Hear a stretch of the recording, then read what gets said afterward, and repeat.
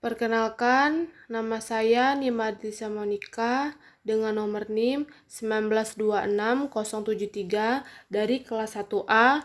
Di sini saya akan mempresentasikan hasil diskusi saya mengenai tentang tindakan-tindakan yang termasuk korupsi dalam kehidupan mahasiswa. Sebelum lanjut kita mengetahui tindakan-tindakan apa saja yang termasuk korupsi dalam kehidupan mahasiswa, terlebih dahulu kita mengetahui dulu apa itu mahasiswa. Mahasiswa merupakan suatu elemen masyarakat yang unik. Jumlahnya tidak banyak, namun sejarah menunjukkan bahwa dinamika bangsa ini tidak lepas dari peran mahasiswa. Walaupun zaman terus bergerak dan berubah, namun tetap ada yang tidak berubah dari mahasiswa, yaitu semangat dan idealisme. Apabila kita menelik ke dalam untuk mengetahui apa hakikat dari mahasiswa, maka kita akan mengetahui bahwa mahasiswa mempunyai banyak sekali sisi. Di satu sisi, mahasiswa merupakan peserta didik, di mana mahasiswa diproyeksikan menjadi birokrat, teknokrat, pengusaha, dan berbagai profesi lainnya. Dalam hal ini, mahasiswa dituntut untuk memiliki kecerdasan intelektual, kecerdasan emosional, dan kecerdasan spiritual. Selanjutnya, yang kita perlu ketahui terlebih dahulu yaitu apa itu korupsi.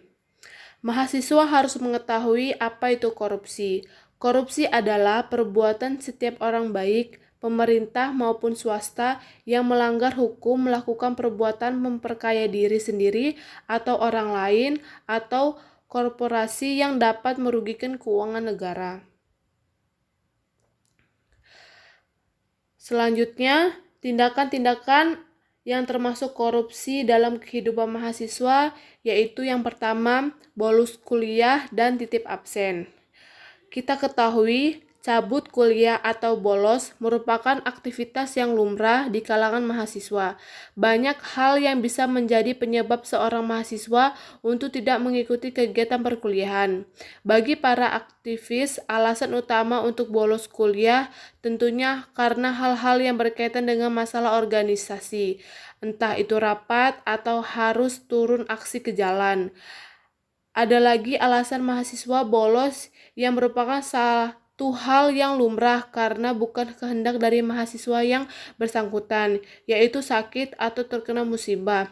Selain itu, rasa bosan terhadap salah satu mata kuliah dan cara penjelasan dosen yang kurang menarik pun menjadi alasan ampuh yang kadang dilontarkan oleh mahasiswa untuk membolos dengan dalih adanya kesempatan tidak mengikuti kuliah, serta alasan mampu menguasai mata kuliah tersebut tanpa harus mengikuti.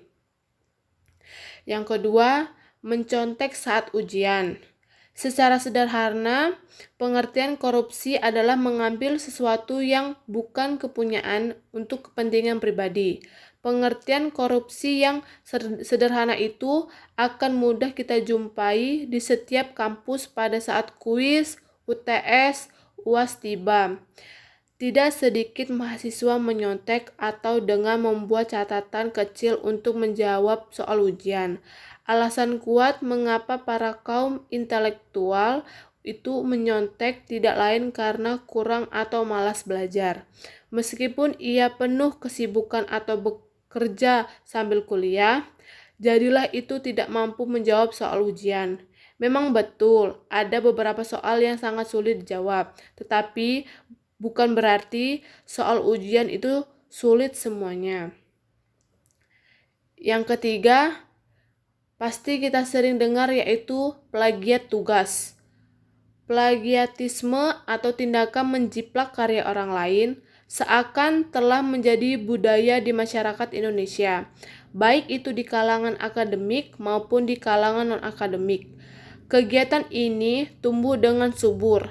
Kita dapat melihat, khususnya pada kalangan akademik, mulai dari pelajaran SMP, SMA, sampai mahasiswa, kegiatan ini seakan menjadi jalur alternatif bagi kita untuk menyelesaikan sebuah tugas dengan cepat.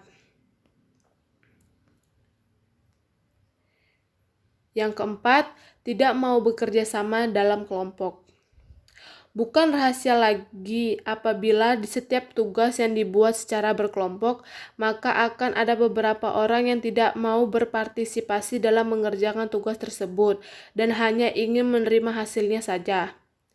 Biasanya dengan alasan, gua sibuk nih, agenda padat banget, nanti tugasnya kelompok gua yang ngeprint fotokopi sama jilid deh.